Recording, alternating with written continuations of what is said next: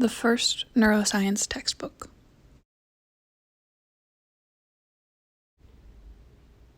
The 1890s saw a great influx of discoveries and development in the field of neuroscience. Golgi was developing his stains, and Santiago Ramon y Cajal and like-minded scientists were making great strides in understanding our nervous system and brain cells. The capabilities of the microscope were becoming more refined. It was in 1898 that John Newport Langley first classified the connections made by peripheral nerve fibers as autonomic. It was around this time in 1891 that Llewellyn Barker started his residency at Johns Hopkins.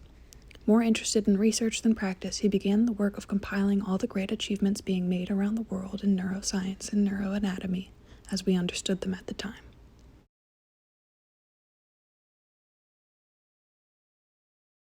Published in 1897, The Nervous System and Its Constituent Neurons, designed for the use of practitioners of medicine and of students of medicine and psychology, written by Llewellyn Barker, was the first neuroscience textbook.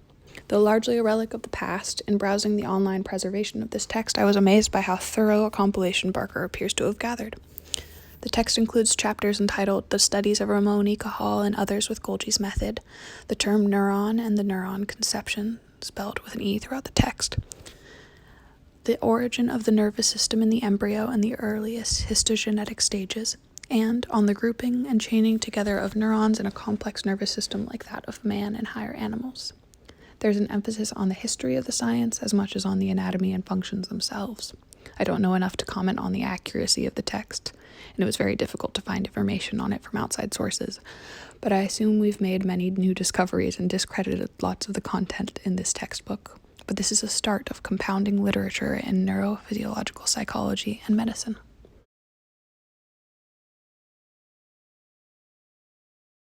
In the chapter The Term Neuron and the Neuron Conception, Barker briefly addresses the conflict over Heinrich Waldayer's name for the neuron, saying, "Objections to the use of the word neuron as a designation for the nerve unit have been offered by Kolliker and Schaefer and others.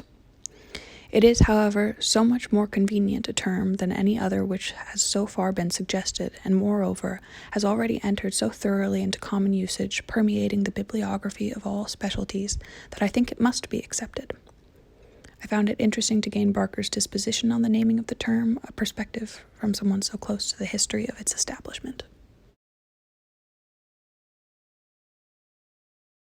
Here is Chapter 6's titular universal brain cell, referred to on this page in Barker's text as scheme of lower motor neuron. Not really any cell in specific, but an approximation of what was understandable to developing science in a man who never really delved into the intricacies of anatomy like, say, Golgi or Cajal. This, to me, is a testament to how far we've come in our understanding of neuroscience and how far we still have left to go. I wanted to include a quote that stuck with me from Chapter 6.